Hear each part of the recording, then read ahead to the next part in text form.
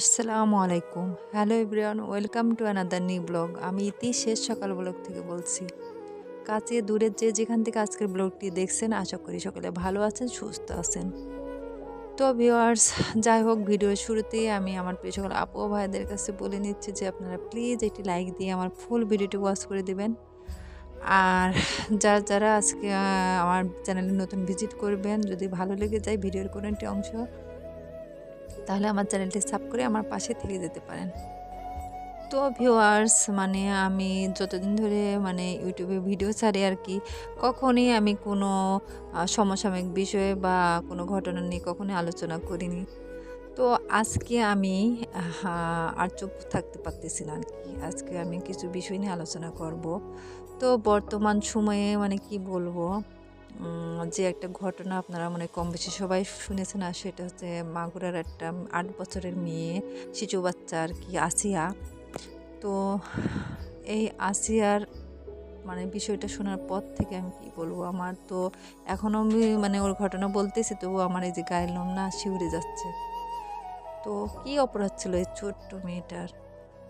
ছোট্ট একটা মেয়ে, মাত্র বয়স ৮ বছর। এই মেয়েটার সাথে কিভাবে পারলো এরকম নির্মম, আহ, এক কথায় কি, এটা বর্বরতা ছাড়া আর কিছুই না। তো এই ঘটনা শুনতেছি, আর এর ভেতরে আবার ফরিদপুরের আরেকটা ঘটনা। তারপর আরেকটা ঘটনা শুনলাম যে ওই লোকটাকে পিটিয়ে মেরেই ফেলছে এলাকার মানুষ। তো এই ধরনের প্রতিদিন, মানে বেশ কয়েকদিন বা কয়েক মাস ধরে নিউজ পেপার, খবরের চ্যানেলগুলোতে, ইউটিউবে ঢুকলেই শুধু এই ধরনের খবর, এই ধরনের খবর আর এই ধরনের খবর।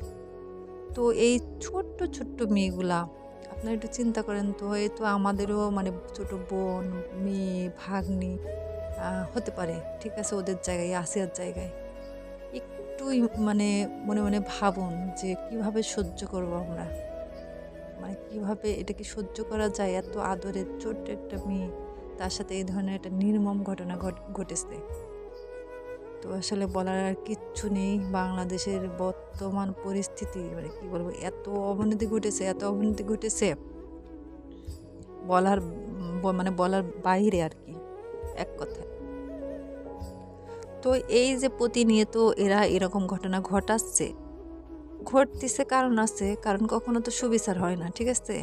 সুবিচারটা যদি হতো, যদি একটা দৃষ্টান্তমূলক একটা শাস্তি দিত কোনো এই ধরনের, মানে কি বলবো আর, আহ, আমি পশুই আখ্যা দেবো এদেরকে, ঠিক আছে, পশু ছাড়া এগুলা কিছুই না। তো এদের যদি একটাকে দৃষ্টান্তমূলক শাস্তি দেওয়া হতো, আমার মনে হয় না আর পরবর্তীতে কেউ সাহস পেত। কিন্তু হয় না তো, ওরাই দেখা গেলো কি দিন শেষে বুক ফুলে ঘুরে বেড়াচ্ছে, আর ওই যে ভিকটিমের পরিবার মাথা নিচু করে সারা জীবন বাঁচতেছে।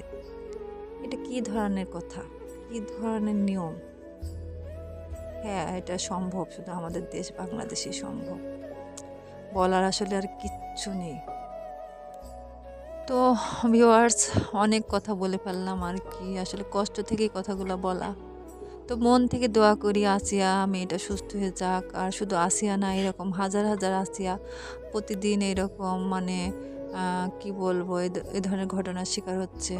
তো সবাইকে আল্লাহ সুস্থ রাখুক, আর এই ধরনের এইসব পশুর কি বলবো, উচিত শিক্ষা বা শাস্তি হোক। আর এটাই চাই আর কি, এটাই চাওয়া।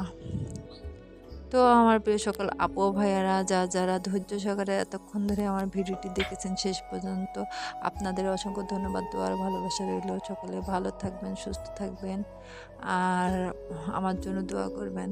আল্লাহ হাফেজ, আসসালামু আলাইকুম।